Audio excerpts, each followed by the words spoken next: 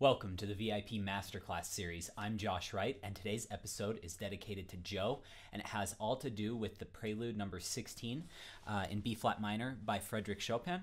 Opus 28 is his set of preludes, and this is by far, in my opinion, the hardest one. I've read through most of the preludes or taught them at some point in my life, and this one, I remember I played this when I was like 15, because I was doing the annual scholarship for the Chopin Foundation, and you had to have a set of preludes in there. And so I chose 1 through 4, and then I did 15 and 16. So really tough piece. Joe says, "Hi Josh, I really enjoyed this week's video. Thanks. You touched on one of the things that always bugs me, finding the correct tempo for the prestos and vivaces. Sometimes it's hard to know when I can't play the piece at the tempos of the stars. Am I really playing the piece? Sure, I can play Rock 3. It takes me 3 hours because I play it at quarter speed, but yeah, I play it. As I'd mentioned, I don't need to play the Prelude in B-flat minor at 240. I'd be happy with 140 or 150, but playing at 120 to me isn't really doing it justice, or playing it as Chopin, I'd guess, intended. Anyway, Jeffrey got very specific in his questions, and I thought maybe if I listed a couple of specific trouble spots in my Chopin Prelude, it might be helpful. Here goes. In bars 6 and 22, the C, G flat, B, C, D flat, I play 2, 1, 2, 3, 4, and coming off the G flat, my 2 and 3 gets bunched up against the B flat, and it slows me down. Is there a trick to my getting 2 and 3 out in the open where there's more room?" And we're going to start with that question rather than reading all of them, because it'll make more sense this way. But today's video, I've read through Joe's questions, and I want to boil it down to something that can be applicable to everyone. The theme of today's video is mental organization, and how mental organization in different aspects of organization can help to get a piece faster. It can help to learn a piece more quickly and effectively. It can help you retain it more in your memory.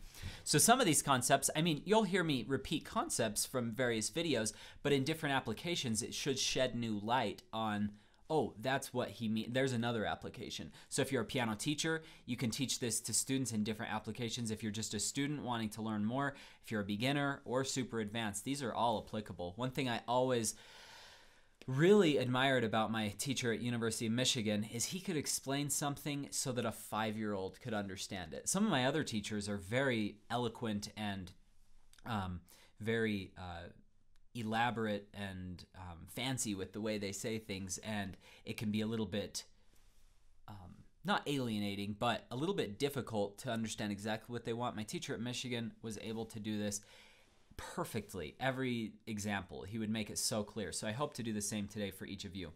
So here's the measure Joe was talking about, measure 6. So in case you just want a little reference, here's measure 1.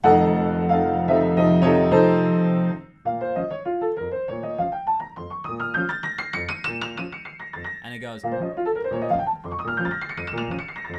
I haven't played it, so I'm not going to attempt to play any more than that for like 12 or 13 years. Okay, here we go. So that's the part that he's having trouble with. Okay, and then, sorry. Okay, whole measure. And there's many places where I have this exact same issue, like when the 2 and 3 is super close together and then everything else is spread out. How can you remedy that? I've got a few solutions for this question, Joe. The first thing to do is stop right before the treble spot. So if the 2 to the 3 is the treble spot, stop on the 2. So you're going to go fast and then keep going. Okay, again. And you can kind of mentally prepare for the next little part. Okay, what that does, it puts a big artificial pause in there, and then you just crunch down that pause until there's no pause anymore. So let me show you that. Sorry. Now no pause. Okay, the other thing that I want you to focus on, this is just a preliminary step, is always make sure to practice finger staccato. Whenever my fingers are bunching up, and we'll do this at the end with your other question that I'm about to read in a minute, finger staccato is always a good way to gain more clarity. The most simple solution that I know of, actually. So, okay, that's another way. Another thing I love to do is rhythms. You'll hear me say that on probably almost every video.